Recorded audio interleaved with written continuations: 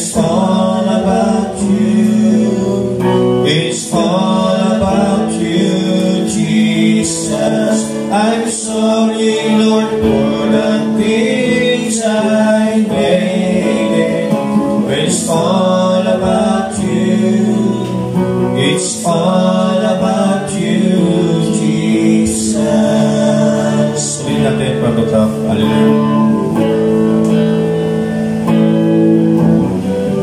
When the music plays, all is stripped away, and I simply dance,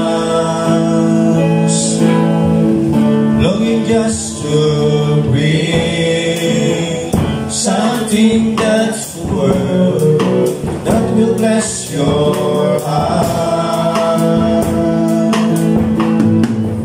I bring you more than a song, but a song in itself. It's not what you have required. You search much deeper within to the way things are real. You're looking into my heart. I'm coming back to the heart of worship. It is all about you. It's all about you, Jesus. I'm sorry, Lord, for the things I did. When it's all about you, it's all about you, Jesus. Second stanza.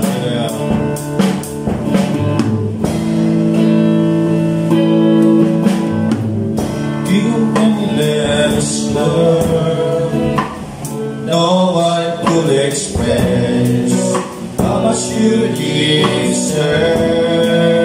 Sing it, hallelujah.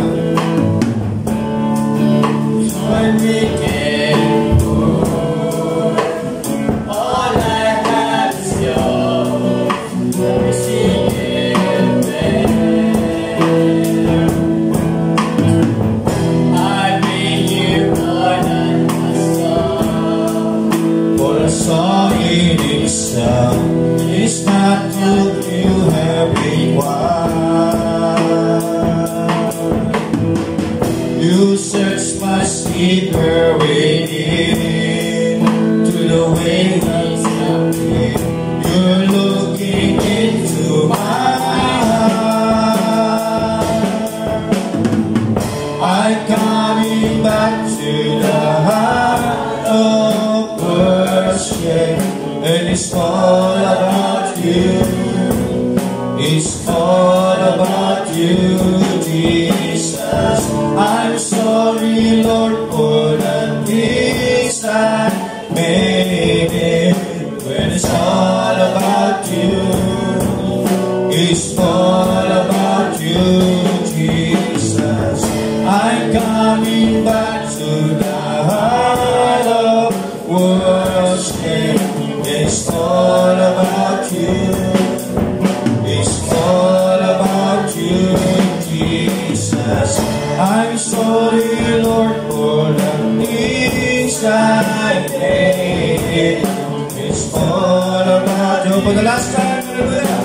It's all about you, Jesus. I'm coming back to the heart of worship. It's all about you. It's all about you, Jesus. I'm sorry, Lord, for the things I made. When it's all about you, it's all about you, Jesus. Hallelujah. It's all about you. It's all about you, Jesus. Hallelujah. Tayo po'y sumandaling manalangin at iupo natin ang ating mga ulo, bigyan natin ang ating mga mata At tayo po ay magpapasimulang manalangin. Panginoong Diyos na makapangyarihan po sa lahat, marami pong salamat muli sa araw na ito. At maraming mga nangyari sa nagdaang isang linggo na pagkibaka, Panginoong Diyos, sa buhay ng bawat mananampalataya sa dakong ito. Pero Panginoong Diyos, ay ginawa mo po kaming mga overcomer, Panginoon, maging mananagumpay, Panginoon, sa lahat ng hamong sa buhay, sa bawat oras, bawat minuto ng buhay namin, Panginoong Diyos, ay hindi mo kami pinabayaan. At Panginoon, sapat ang iyong biyaya, Panginoong Diyos, para kami po ay makapagpatuloy, Panginoon, na naglilingkod sa iyo, Panginoon. At narito po kami ngayong umaga para, Panginoon, ay muli ay tumanggap ng pakikinig ng iyong mga salita, Panginoon, sa aming pagtatalakay, Panginoong Diyos. At sa mga kapatiran namin na nasa daan pa, patuloy na ingatan mo po sila. Gabayan, Panginoon, at maluwalhati silang makarating sa dakong ito. Ano mo pong mga dalangin ng bawat isa, ayaw mo po, Panginoong Diyos, ito'y mawala sa aming mga Panginoon, sa bawat pasan ng bawat isa. Hayaan mo po na ito'y mailagat namin sa iyong paanan. At Panginoong Diyos, at ipagkatiwala ang lahat ng bagay sa iyo, Panginoon, dahil wala kaming magagawa, Panginoon, maliban na wala ka, Panginoong Diyos.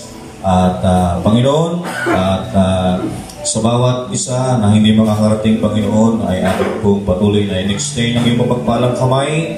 Abutin mo, katagpuin mo kanilang mga pangangailangan, Panginoon, sa mga oras ito. At marami pong salamat, Panginoon, sa iyo namin ibinataas ang lahat ng bagay sa pangalan ng Panginoong Kristo. Amen. Amen. Okay? At nais kong bumasa ng isang scriptures in the book of Revelation chapter 2. At actually, nagsisimula pa lang tayo, no, sa ating pagtatalakay. Sinisimula na natin yung pagtatalakay ng 7 church ages. Dahil lahat ng mga nagdaang linggo na ating pinag-aralan ay introduction lahat yun, no? Introduction pa lang tayo. So ngayon pa lang tayo halos nagsisimula. O sabi dito sa Revelation chapter 2, sa anghel ng iglesia sa Efeso ay isulat mo mga bagay na ito na sinasabi ng may hawak na 7 bituin sa kanyang kanang kamay at lumalakad sa gitna ng kandelero. Okay, kandelero ginto. Okay?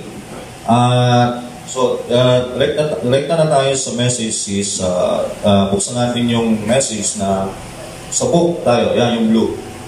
Buksan natin yung t-shirt, tapos hanapin mo yung the messenger 8. The messenger. Type na lang yung the messenger. Yan, dilitaw na yan. Okay, sige, yung ano yan. Yan, oops, yan. Okay, sabi dito ng ating kapatid, okay?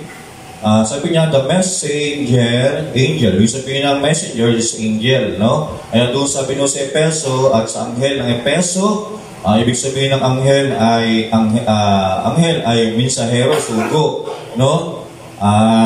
Sa message, sinabi ng mensahe na para sa bago. Okay, may dalawang bagay ibig sabihin ng angel ay isang heavenly angel at isang earthly angel. No, yung heavenly angel, halimbawa, yung sa time ni Mary ay may isang anghel na ang pangalan ni Gabriel, no? Na nagbigay ng mensahe. Siya ay sinugo galing sa presensya ng Panginoon. Siya yung heavenly angel. Talagang angel siya. Okay? At may angel din na nangangaral ng ebanghelyo sa ibabaw ng lupa na buksan natin si Galatians chapter 1. Ito yung sinasabi ng Apostle Paul, no? Isang klase ng anghel. Okay? Galatians chapter 1. Verse 11. Buksan natin. 6 pala. Sorry. Verse 6. Okay, sabi niya, ako'y namamangha na kay dali ninyong nasilipat sa Ebanghelyo buwan sa tumawag sa inyo sa biyaya ni Kristo, na ito'y hindi Ebanghelyo, kundi mayroong ilan na sa inyo nasisiligalig na nag-iibig pa samain ang Ebanghelyo ni Kristo. Tatapwat, kahimat kami o isang anghel, yan, na mula sa langit at mangaral. Ibig sabihin, hindi ito nangungusap sa isang literal na spiritual angel. Yan ay isang sugo na nangangaral ng Ebanghelyo. Na pag mayroon daw isang nangangaral ng Ebanghelyo, tawag doon angel, at sabihin niya, siya galing na sinugo mula sa langit at mangaral daw ng iba sa pinapangaral ni Apostol Pablo. Sabi rito, ang mangaral sa inyo ng anumang ebanghelyo na sa amin ay pinapangaral sa inyo ay matakwil. Kung iba yung tinuturo, hindi tinuturo ni Apostol Pablo, ang tawag doon ay bulaang anghel, bulaang mga ngaral. Okay? So yun yung pangalawang anghel. Okay, balik tayo doon sa message na binabasa ko. Yan. Sabi niya, the messenger angel to the church of Ephesus was Apostle Paul. Yan. Pag sinabing Ephesus, no, alam natin ang nagtatag ng iglesia sa Ephesus doon sa Turkey ay si Apostle Paul. Pero ang sinasabi dito ni Brother Branham, yung salitang Ephesus, ito ay ages, no? Kapanahunan yan. Sabi dito, at ang apostol, sabihin, ang sugo na nilagay ng Diyos sa kapanahunan ng apostol ay ng messenger ay ng Ephesus ay si Apostle Paul, that he was the messenger to the first age of the Gentile era cannot be denied. So sabi niya na si Apostol Pablo ang unang, siya isang Hudyo na ginamit ng Panginoon, tinawag niya para mangaral hindi sa mga Hudyo, kundi doon sa mga Hintil. Ibig sabihin, out doon sa Jews. Diba? Sabi dito, though to Peter was granted the authority to open the door. So sabihin, tulad ng pinag-aralan natin ng mga nakaraang linggo, si Apostol Pedro ay siya yung tuloy sa pag-aaral natin ng pagtatalakay ng salita ng Diyos. Si Apostol Pedro ang unang nagbukas ng biyaya para sa mga hintil, no, doon sa Acts chapter 10 kay Cornelio. Si Cornelio yung unang Gentile na naligtas, no? Na nag-preach si Apostol Pedro at naligtas yung kanyang buong sambayanan. Kasi sabi ni Cornelio, nang marinig niya yung nag-preach si Apostol Pedro, sabi niya, ano aming dapat gawin? No? Sabi ni Apostol Pedro, sabi niya, sumampalataya ka, ikaw at ang iyong anak, at ang iyong pamilya, yung asawa, maliligtas. Ibig sabihin, kapag nakinig kayo ng ebanghelyo, di ba? Kaya pag pinag-aralan natin, hindi, may mga natuturo kasi, nakakala nila kapag sumampalataya si Cornelio, ligtas ng buong pamilya, pati anak. Hindi po ganon. Hindi tayo natuturo ng ganon. Okay? Ang kaligtasan is individual. Individual affair. Pero pagdating sa Hudyo, sila yung ligtas by nation. No? Pag ikaw ay isang Hudyo, ligtas ka. Pero pag ikaw ay isang Gentile, kahit tatay mo pastor, no, hindi ibig sabihin ligtas ka. Yung anak, hindi ibig sabihin ang tatay at nanay believers ay ligtas na yung anak. Wala po tayong ganun teaching. Okay? Walang ganun tinuturo ang message. Kaya sa pagdating sa Gentile, walang pakialam yan, hindi nakikita, walang pakialam ang Panginoon kung ang tatay niya ay pastor o ang nanay niya ay mag-asawang believer at ang anak niya ay believer, hindi ibig sabihin saved na yung kanyang anak. Okay? Kaya si Apostol si Cornelio, si Pedro, nung mangaral si Cornelio, sabi ni Cornelio, ay nagtanong siya kay Apostol Pedro, sabi niya, ay, ano yung gagawin ko? Sabi niya, para maligtas ang sambayanan. Sabi niya, ikaw ay sumampalataya at ang iyong buong sambayanan. Ibig sabihin, siyempre, pag may pananampalataya, mayroon pa kangaral ng salita ng Diyos eh. Di ba? Kaya kailangan ginagawa natin, di ba? Nagbabible study tayo, nag-Bible study tayo. Kung ang tatay lang ang believer at ang buong pamilya niya hindi, para makapasok ang biyaya doon, ay kailangan magkaroon ng Bible study. Para yung buong pamilya, yung anak, makarinig ng mensahe. Di ba? Kasi ang pananampalataya ay nanggagaling sa pakikinig. No? Paano sila sasampalataya kung hindi wala silang narinig? Sabi ni Apostol Pablo doon sa taga-Corinto. Sabi ni Brother Branham sa message na Ephesians, sabi niya to Peter was granted the authority to open the doors to the Gentiles, no? Si Apostol Pedro talaga ang unang nagbukas ng pintuan sa mga hintil. It was given to Paul, pero binigay ito lang, pero sabi, pinasa pa rin ito kay Apostol Pablo to be their apostle and a prophet. He was the prophet messenger to the Gentiles. Okay? So talaga, ang tunay talaga ang mensahero at ang propeta sa hintil ay si Apostol Paul. Okay? Sabi niya, his prophetic office. Sabi niya, yung kanyang ministeryo ng Apostol Pablo ay may pagka-prophetic. Diba? Prophetic yung kanyang way. At sabi niya, by which he received the full revelation of the word for the Gentiles. Kasi hindi biro yung ministry ni Apostol Pablo, mga kapatid. Kasi sa Apostol Pablo ay nagaling sa pananampalatayang paraseyo. Pag sinabi niyo kung paraseyo, dalawa kasing grupo ang grupo ng Hudyo eh. Ang isa sa paraseyo, ang isa sa Saduceo. Ang paraseyo, naniniwala sila sa propeta Moses lang. At may pitch sila sa pagtupad ng 10 utos. Yan ang panig ni Apostol Paul.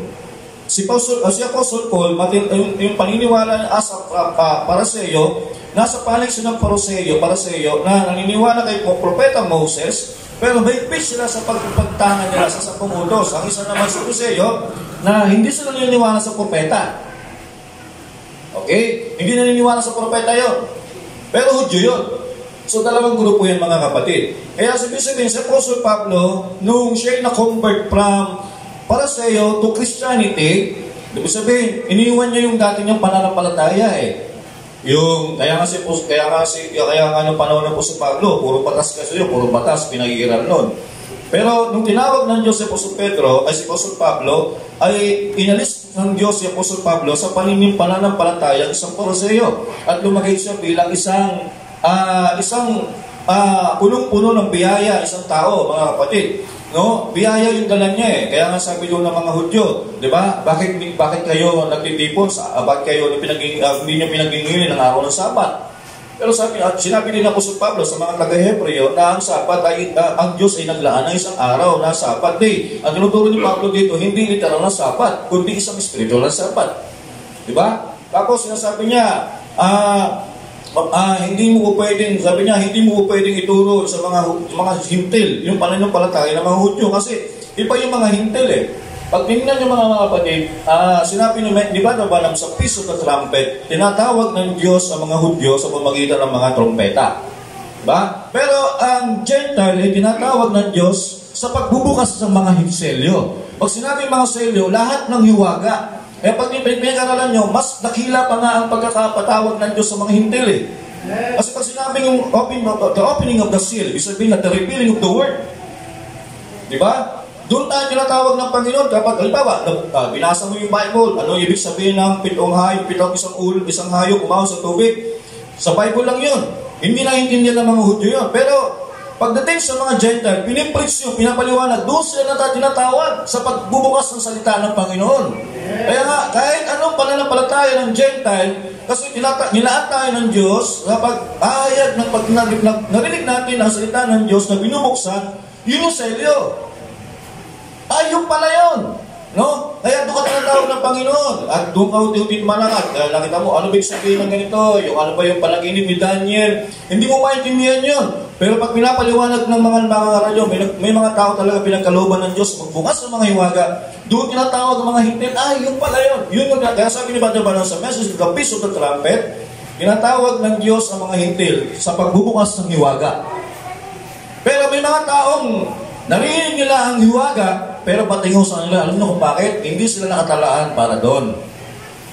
Kaya sabihin, ang Diyos, di ba, ay ang Diyos ay meron lang nakalaan na para makinggan yung mga kapatid. Okay, sabi ito, authenticated him as their apostolic messenger to disagree the other apostles in Jerusalem. Okay mga kapatid, taas mo pa sis, mayroon yung first one. Sige, taas mo. Babasa lang muna ako ng quote, tapos babasa tayo ng Bible, mga kapatid. Sige ba? May pinakalagay ng verse. Sige ba? Taas mo lang. Okay. Sabi niya, Paul founded the church at Ephesus about the middle of the first century.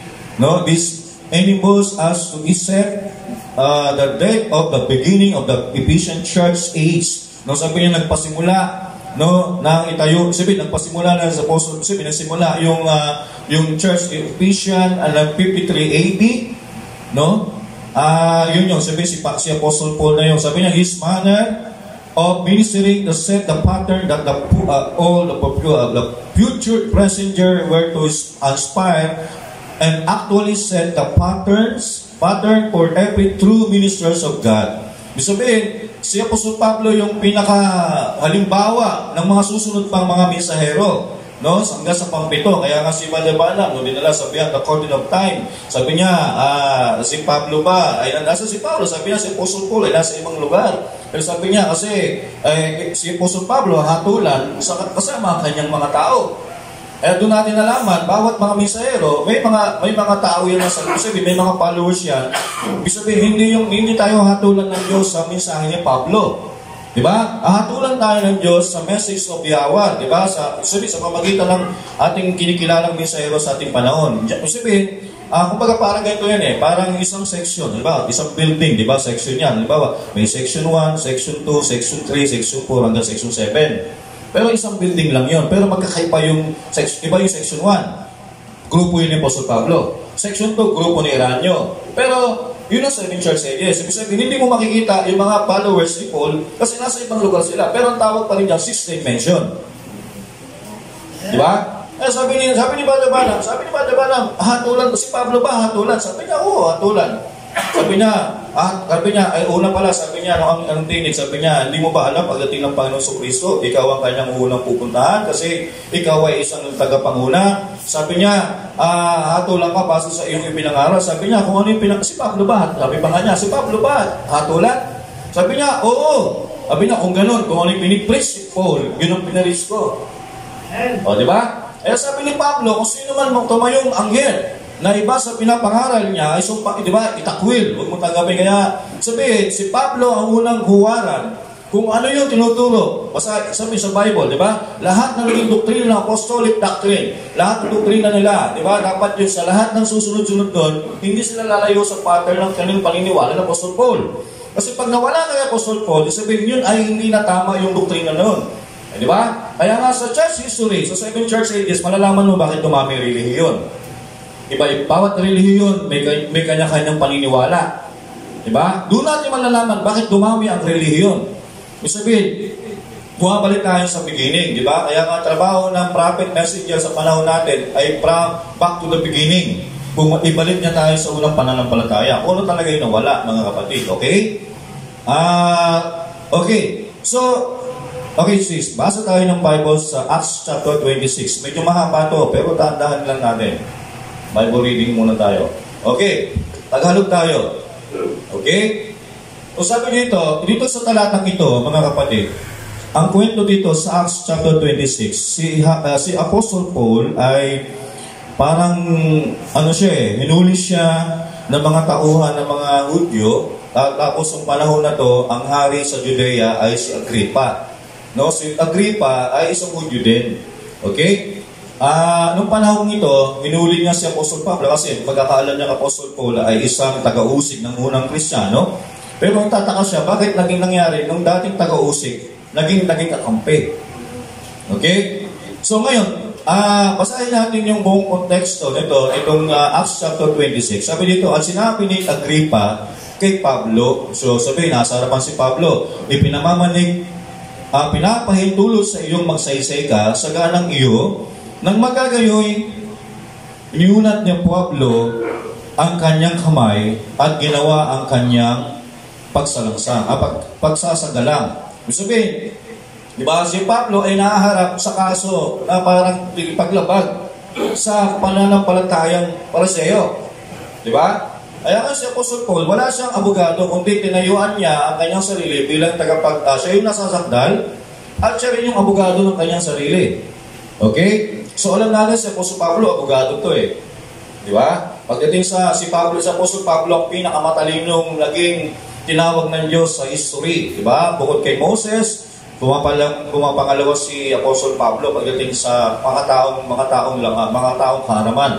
Okay, sabi na, ikinaliligaya kong lubha, Haring Agrippa. Sabi ni Pablo, nasa harapan mo'y gawin ko ang aking pagsasanggalang sa araw na ito, tungkol sa lahat ng mga bagay na sinasakdal ng mga Hudyo laban sa akin. Ibig sabihin, kasi di ba, dahil nga alam ng mga Hudyo na si Pablo ay dating Pariseo, kasi alam natin pag sinabing Hudyo, may pitch sila sa pagdangan ng pananampalataya mga Hudyo, Pariseo na naniniwala sa 10 utos at wala silang ibang kinikilalang propeta, si Moses lang.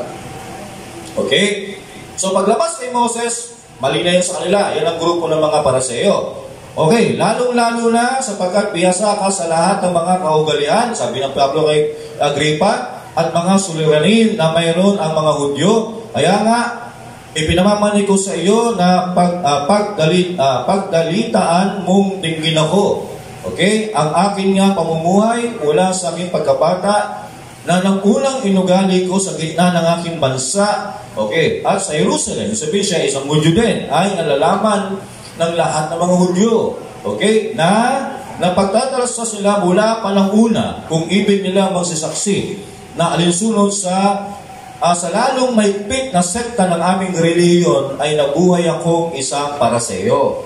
Okay? So yun ang, kumbaga, marami kasing sekta yung mga Hudyo. Sabi ko nga, Pariseo, di ba? Mayroon pa sa Saduceo. Okay. So siya ay napapabilang sa Pariseo. Naniniwala sa propetang Moses, naniniwala sa 10 utos lang, nung labas sa 10 commandments ay mali na. At ngayon, sa pangakong... Okay. At ngayon, nakatayo ako upang hatulan dahil sa pag-asa sa pangakong ginawa ng Diyos. Okay? Sa aming mga magulang. Dahil sa pangakong ito, ang aming 12 angkan ay buong pusong nagsipaglingkod sa Diyos gabing araw. Ibig sabihin, 12 tribes of Israel ang tinutukoy niya na inasa kakamtin ang tungkol sa pag-asang ito upa ako'y sinasangkal ng mga Hudyo o hari. Okay. Bakit? Inakala ninyong ito'y hindi mapapaniwalaan.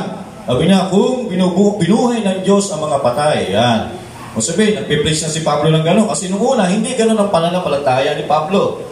Okay? Eh sabi niya, tunay na ako may nag-isip na dapat akong gumawa ng maraming mga bagay laban sa pangalan ni Jesus sa taga-Nazaret.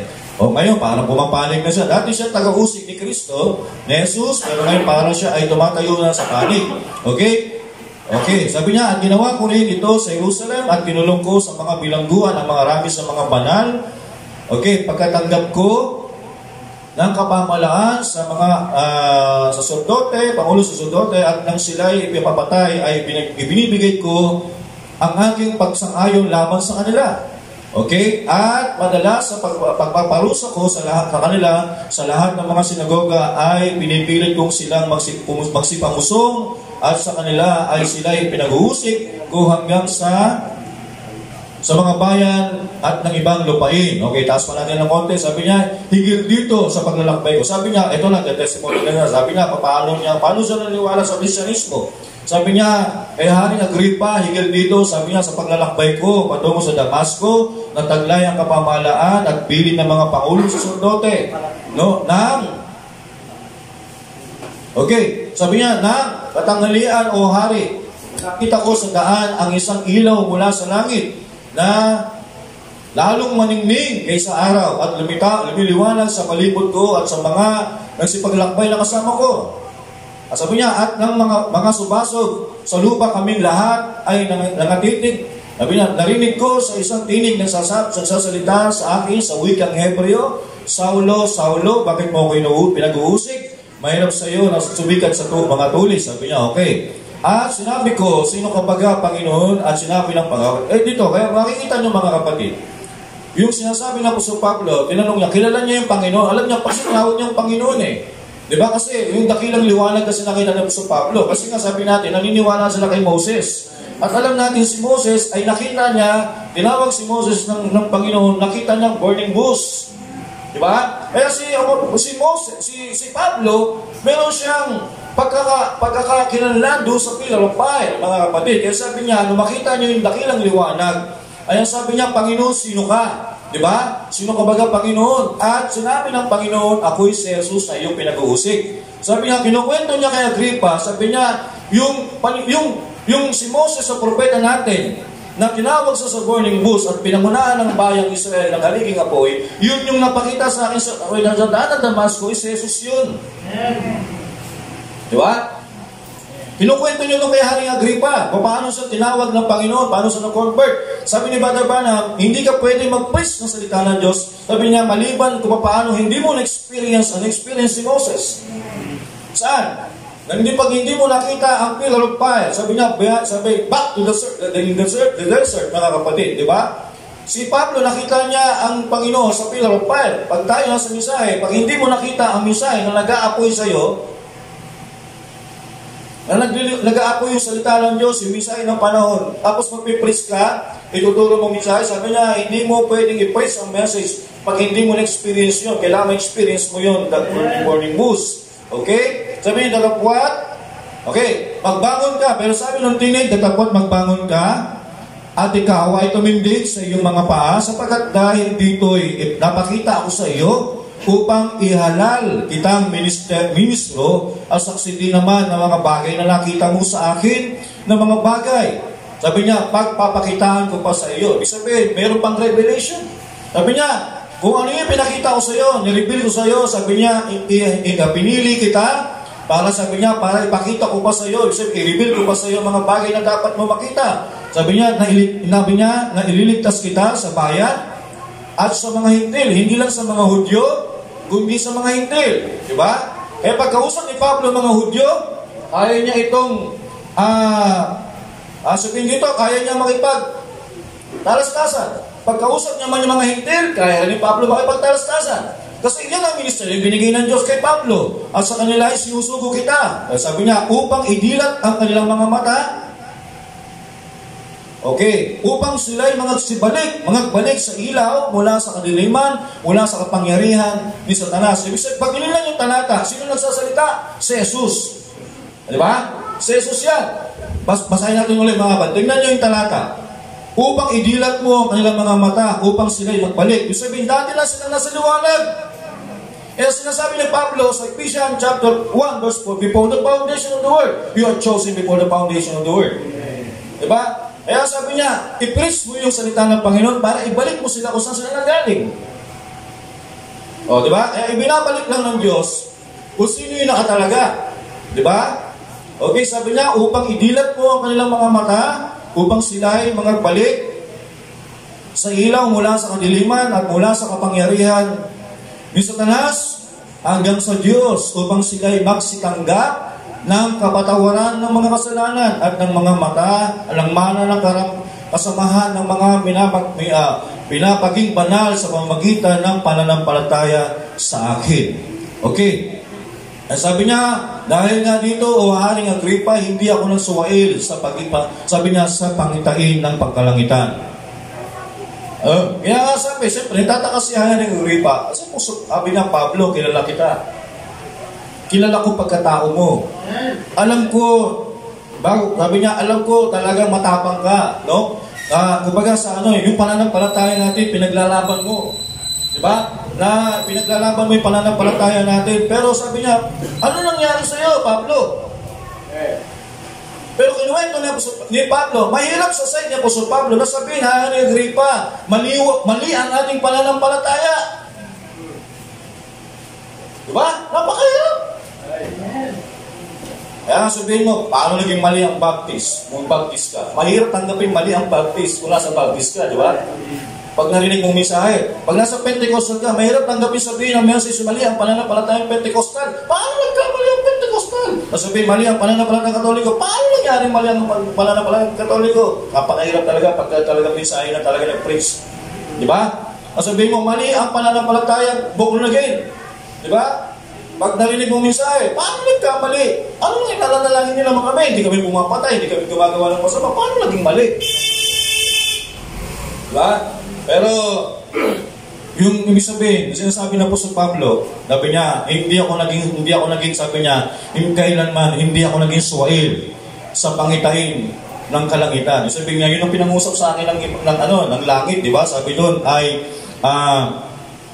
tinawag ako ng Panginoon para idilat ang mga mata. Tingnan niyo mga kapatid, mas mahirap ang ministeryong binigay ng Diyos kay Apostle Paul. Kasi, tingnan niyo, inikot niya Apostle Pablo ang lahat ng buong mundo. Bawat bansa may kanya-kanyang kaugalian, may kanya-kanyang may kanya-kanyang kaugalian, o sa kaugalian, may kanya-kanyang pananampalataya sa Diyos. Kung ikaw ay napunta ka kung si Pablo ay napunta sa Africa, siyempre, anong uri ng nature ang meron sa Africa? Diba? Anong uri may Diyos sa Africa? Kung hindi ka tinawag ng Diyos na makapangyarihan sa lahat, diba? Hindi mo kayang puntahan ang lahat ng bansa na may iba't ibang pananampalataya, na may iba't ibang Diyos na kinikilala. Diba? Naglakbay, halimbawa, nagpasimula silang maglakbay sa Egypt. Diba? Kasi Gentile pa rin yan eh. Na, diba, nung unang panahon ng Israel, kalaban ng Diyos ang mga Egyptian. Pero nang lumipat na ang mensahe sa mga hintil, pinuntahan ni Pablo ang Egyptian. Paano? Naniniwala sila sa Egyptian, ang paniniwala nila ang Diyos nila ay mas isang larawan. Ngayon, paano ipipres si Pablo? Di ba? Na hindi masasaktan ng mga hintil. Ipipres niya salita ng Panginoon. Di ba? So mahirap kay Apostol Pablo kung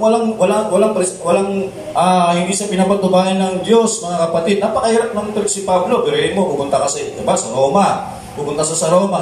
Kaya sabi nila, si Apostol Pedro daw ang nakarating sa Roma. Pero sa history, ang unang nakarating talaga sa Roma si Apostol Pablo. Ngayon, napunta ka sa Roma. Anong paniniwala ng Roma? Napakaraming Diyos. Ultimo ipis, Diyos yan eh.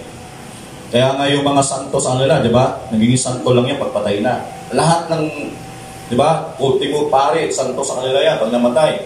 O, nagiging santo lang yan pagpatay na. Di ba? Tawag ng santo. Ginodiyos na rin yun eh. Kaya nga mayroon sa bawat lugar, mayroon na tawag ng pista. Pista ni Sinua. Di ba? Kung tinawag ni, halimbawa, mayroong pista ni Francisco.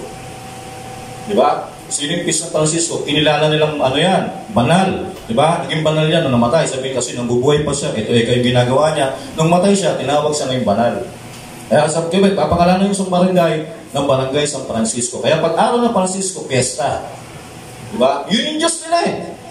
Ngayon, pupunta ka sa lugar ng Barangay ng San Francisco. Di ba? Magpipreach ka doon.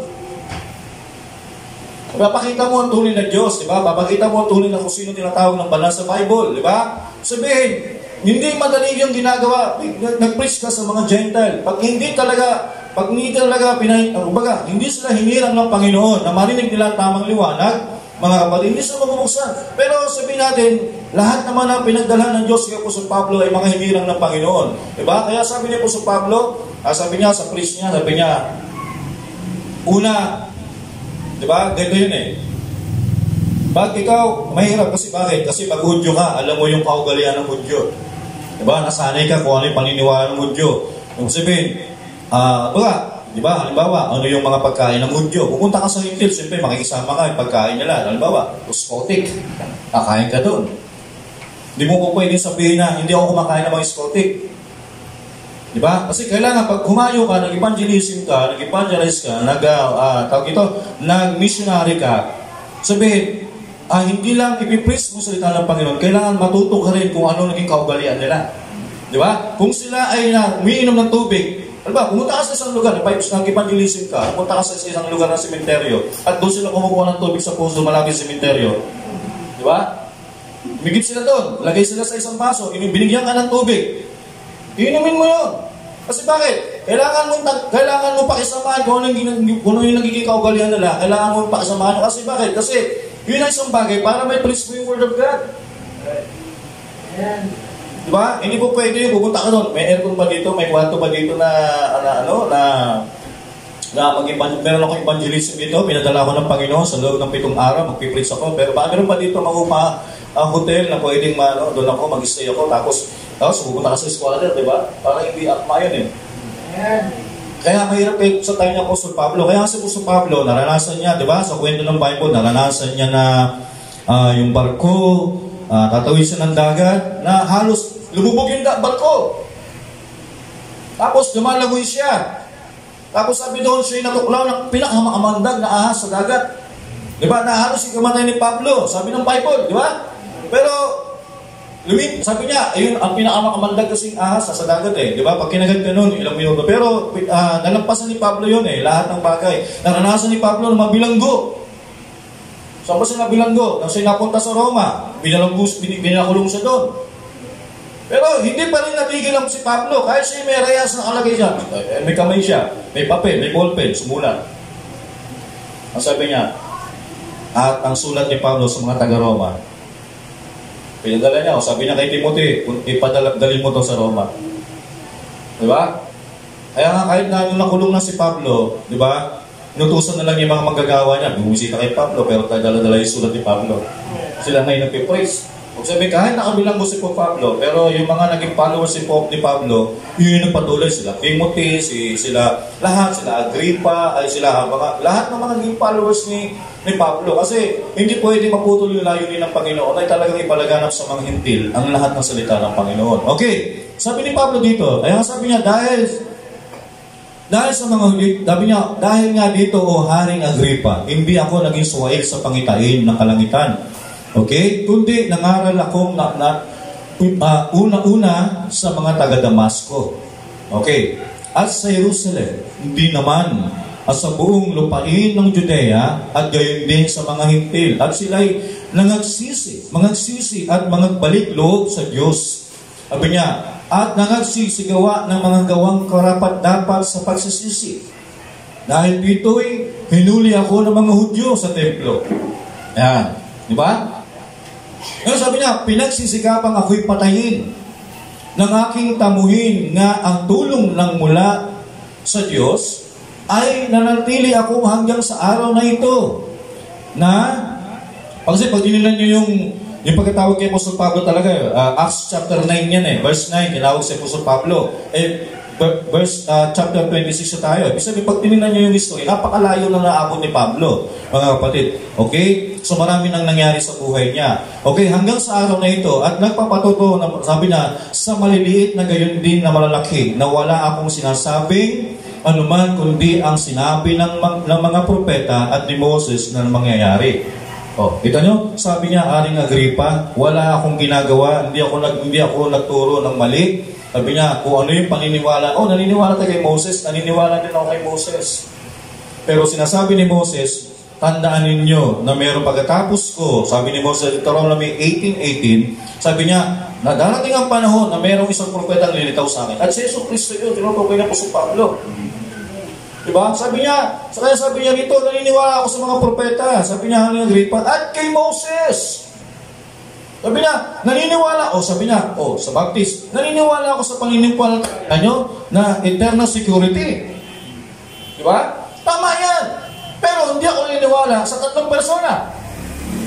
Kasi walang tatlong persona sa message. Walang tatlong persona sa Bible. Diba? Naniniwala ako sa born again, sa paniniwala ng born again. Pero dapat kayo magpahaba ng buhok, dapat kayo magsuot kayo ng katimtiman. Diba? Pinasabi lang Methodist, tama naman yung ginagawa ninyo, nagkakawang-gawa kayo. Diba? Pero sabihin niya, diba, maraming mga bagay, tama kayo mga Pentecostal. Pero meron kayong pastora. Pero sa Bible, hindi lang umuso may pastora. Diba? Kaya sabi ni Pablo, niniwala ako kay Moses. Diba? Sa mga aral ni Moses. Pero sinasabi niya, tama naman, pero hindi nyo nakita na si Moses ay nangungusap sa pagdating ni Jesus. Diba? Kasi masyado lang kayo nag-stagnant Kumbaga, nakapokus na lang kayo doon. Kumbaga, nag-iba na yung panahon. Kaya nga sa panahon, sabi ni Brother Branham, nung tinawag ng Diyos sa panahon ng Dark Ages, diba? Madilim na panahon, tinawag ng Diyos si Martin Luther. Diba? Si Martin Luther ay isang tipo na ang tawag doon yung kandila. Yung sabi niya, konting liwanag. Diba? Ang nangyari, nung mamatay si Martin Luther, yung mga taong naniniwala sa malit na liwanag, hanggang doon lang sila. Sabi nila, kahit may liwanag na, meron lang bumbilyan. Dito lang tayo, sama-sama pa rin tayo. Ito yung panahon Diba? Sa panahon ni Wesley, panahon ng liwanag, panahon ng bumbilya, sabi, maraming lumapit, maraming mga nasilapit. Diba? Sabi niya, mamatay si John Wesley. Sabi niya, mga Wesleyan tayo mga Methodist. Sabi niya, diba? Tayo mga, tawag ito, mga Nazarene, diba? Sabi niya gano'n. Pero namatay na, pero dumating na yung panahon ng Pentecostal. Sabihin, ang nangyayari lang kasi, nag-stagnant, sabihin, kaya nga sa panahon ng lumatipan, sabi ng Diyos kay Moses, pangungunahan ka ng haliging apoy. Apoy, pillar of fire. Diba yung fire, yung ilaw, word of God. Sabi niya, pag lumakad ng haliging apoy, lumakad ka din at lalakad ng bayan. Pag tumigil ka din, titigil ang bayan. Diba? Yung ilaw na yon, tipo yun ang salita ng Panginoon. Diba? Kaya nangyari, sa panahon ng 7 Church Ages, lumitaw yung ilaw. At panahon ni Martin Luther, marami sumunod. Ano nangyari? Namatay ito. Nawala na yung ilaw, nag-stagnant sila, nanatili lang sila. Hindi nila alam, tumakbo yung panahon, naglakpa yung ilaw, naging bumbilya. Diba? Lumaki yung liwanag. Kaya maraming naniniwala ng stagnant lang mga kapatid. Pag sasabihin natin, diba? Hindi kami naniniwala sa gano'n kasi kami ay mga ganito. Diba? Kami mga Baptist, kami mga Methodist, diba? Ano yung sabihin mga pangalan niya? Mga followers siya ng leader nila Diba? So, gano'n na nangyari kay Moses. Kaya pinapaalam ni Moses kay Haring Agripa, walang mali doon sa pananampalataya natin para sa iyo. Kaya lang, may bagay lang na kulang sa atin, Haring Agripa. Ngayong Jesus na pinapapako natin, yung lahat ng mga followers ni Jesus na ating pinabibilanggo, ay siya pala yung haliging apoy ngayon sa panahon natin. O, di ba? Yun yung pinapatotoo ni Pablo kay Haring Agripa. Okay, taas ang bag. Okay. Kung paano, sabi niya, ano yun?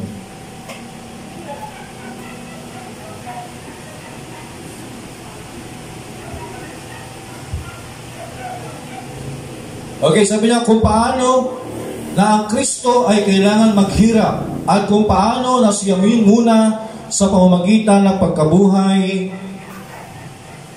na maguli ng mga patay ay magtatanyag ng ilaw sa bayan at gayon din sa mga hintil. Okay, yan ang testimony na ni Pablo. At nang magawa na niyang gayon ang kanyang pagsanggalang ay sinabi ni Festo ng malakas na tinig kay Pablo, ikaw ay... Kaya tama si Soriano, mayroon talagang ulo sa Bible. Sabi niya, okay, ang kalakhan ng dulong mo ay siya sa iyo'y nagpapulol. O, sabi pag sinabi kasi parang alam mo sabihin ng salitang pulol, no? Ano yan, parang kang baliw. Diba? Sira ulo ka, Pablo. Parang gano'n kasi nga, si Festo, yung tayo niya kasi para sa iyo eh. Diba? Hindi niya kasi nakita, yung nakikita ni Pablo. Kasi hindi naman siya tinawag katulad ni Pablo eh. Diba? Kaya minsan, huwag niyo ipilit sa mga tao, paniwalaan kayo. Kung hindi nila makita, okay lang yun. Diba? Hindi nyo naman kailangan ipilit sa kanila yung nakikita nyo liwanag eh. Kung hindi na nakita, okay lang. Basta sinabi nyo lang, sinabi nyo yung mensahe, sinabi nyo yung pinatotoo yung message. Kung hindi nyo naman kailangan obligasyon na paniwalaan nila to, kailangan nyo lang, salitain nyo lang sa kanila yung mensahe. Tapos no, kasi kung yan ay inilang ng Panginoon, hindi po pwedeng hindi niya makita kung ano sinasabi mo. Diba? Ayun, sabi niya, ganyan talaga matao. Sabi niya lang sa inyo, baliw kayo. Diba? Mahirap mag-evangelism. Mahirap mag-missionary. Tatapwat, sinabi ni Pablo, hindi ako ulol. Ayan, kagalang-galang na Festo. Kundi, nagsasalita ako sa mga salitang katotohanan at kahinahunan. Ayan. Sapagkat, nalalaman ng hari ang mga bagay. Tingnan niyo mga kapatid, sino kausap niya po sa Pablo? Hindi yan mga hintil. Mga Hudyo yan. Pero, di ba? Nabulag sila kasi nabulag nga sila eh.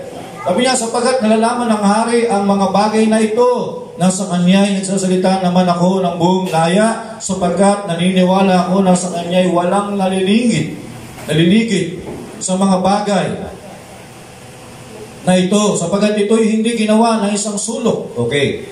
Haring Agripa, naniniwala ka ba sa mga propeta? Nalalaman ko naniniwala ka. Okay? At sinabi ni Agripa kay Pablo, sa kakaunting paghihikayat ay ibig mo ako maging Kristiyano? Okay. At sinabi ni Pablo, pati ng lahat, okay, nasa na ako. Sinabi ni Pablo, loobin nawa ng Diyos na sa mga kaunti o sa maraming man ay hindi lamang ikaw, kundi pati ang lahat ng mga nasipakinig sa akin ngayon ay pawang maging katulad ko naman. Tangi lamang, sabi niya katulad ko naman, at tangi lamang sa mga talikalang ito. Sabi, makawala tayo sa, kumbaga, yung parang nagtatali sa atin, no? At nagtindig ang hari at ang gobernador at si Bernice at ang mga nagsiupong kasama nila. At nang sila'y makahiwalay ay nangagsalitaan sila sa isa't isa na sipagsabi, ang taong ito ay walang anumang ginawa na karapatan sa kamatayan o sa tanikala. Okay. At sinabi ni Agripa kay Festo, mapalaya, ba't ang lolo ko?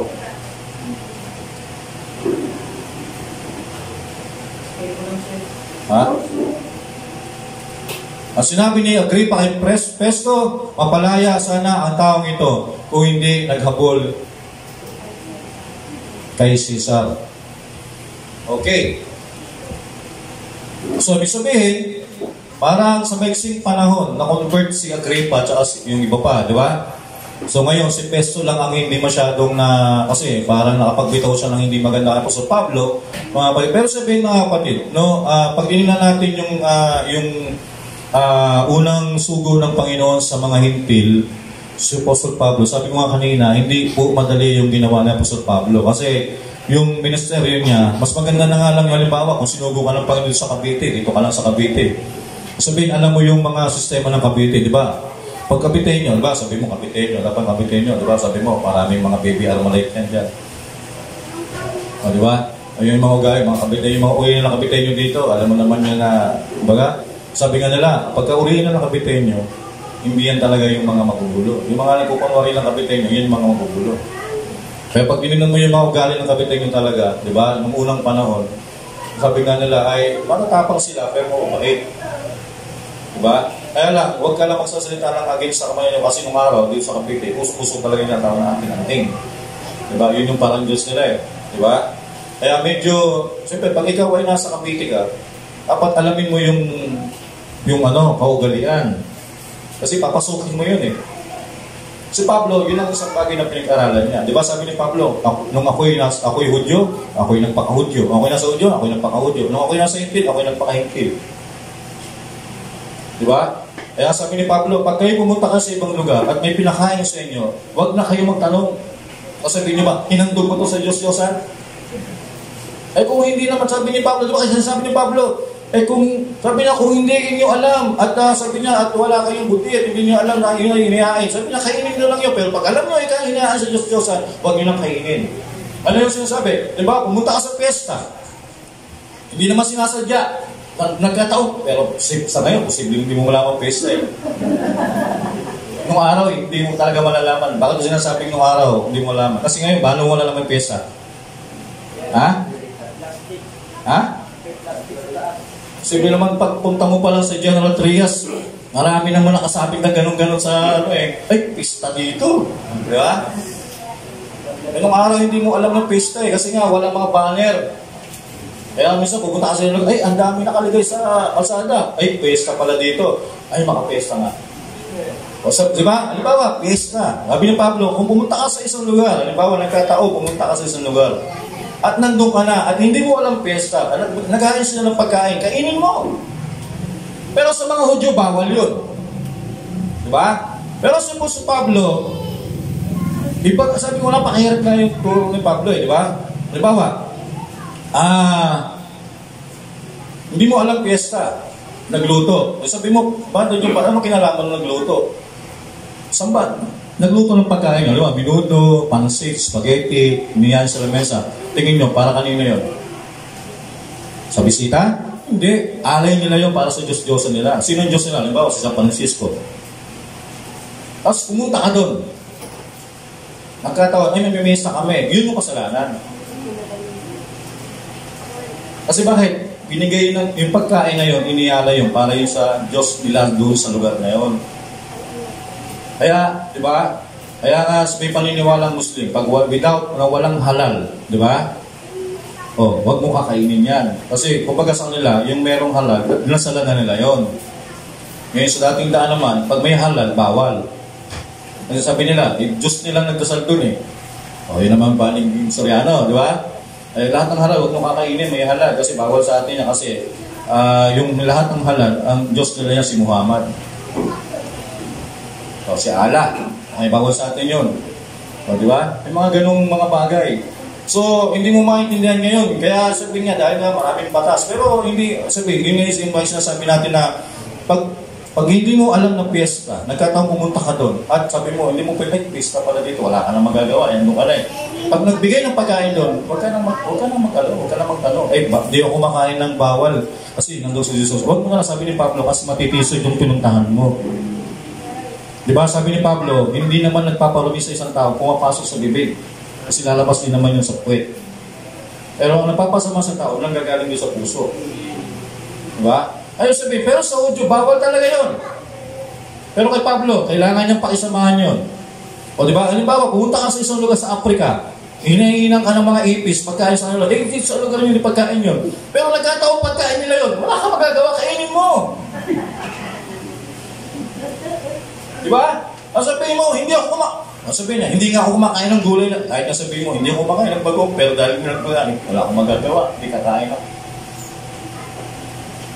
Di ba? Kasi nga, yan ang isang ministeryo pag ikaw ay nasa Gentile. Pag nagpipreach ka sa mga Gentile, ganyan. Kaya kailangan mo munang kaya sabi ni Pablo, nung ako'y Hudyo, nasa Hudyo, ako'y nagpaka-Hudyo. Sabi niya, nung sa'yo nasa Hudyo, pumunta sa Hudyo, kung ano yung kagalian ng Hudyo, yun ang ginagawa ni Pablo. Nung pumunta si Pablo sa mga Hintil, kung anong kagalian nila, yun din ang kagalian ko.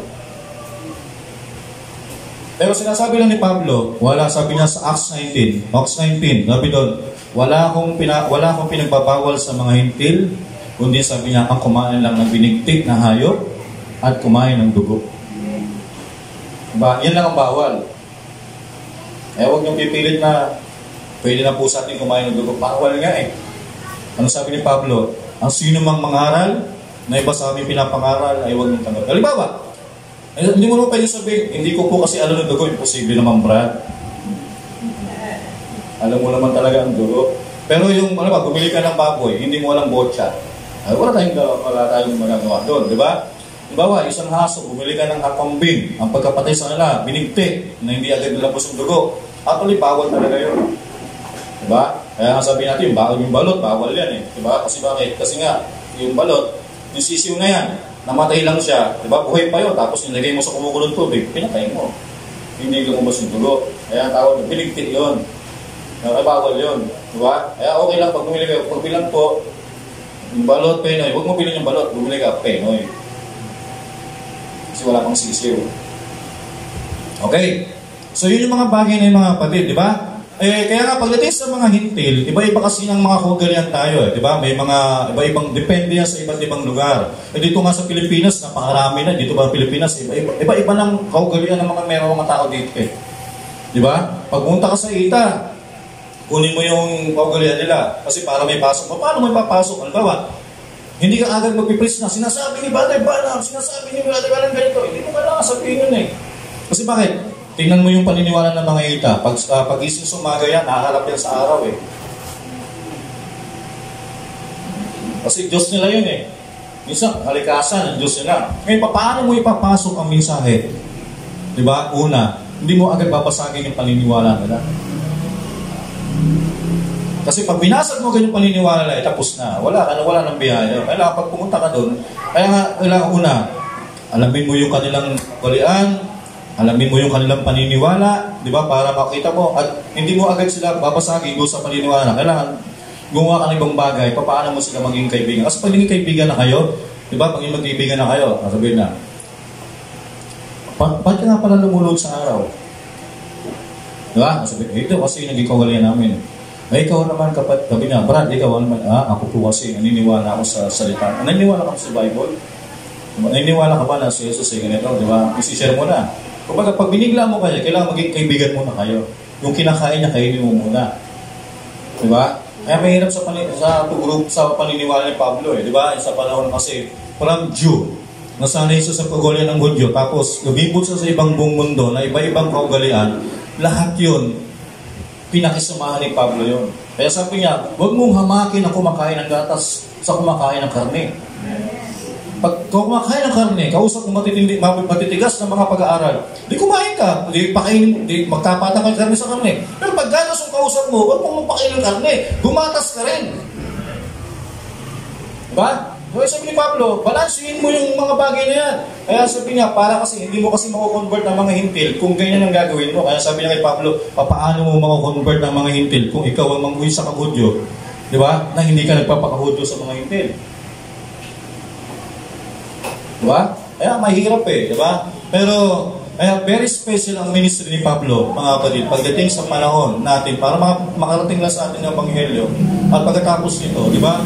Kung matapos na si Pablo, sabi doon si Pablo ay, alam ko, naging martyr si Pablo, namatay si Apostle Paul. Okay, no? Kaya yung sinasabi ni Brother Banam, na ang unang mensahero talaga, ng unang iglesia para sa Efeso ay si Apostle Pablo. No?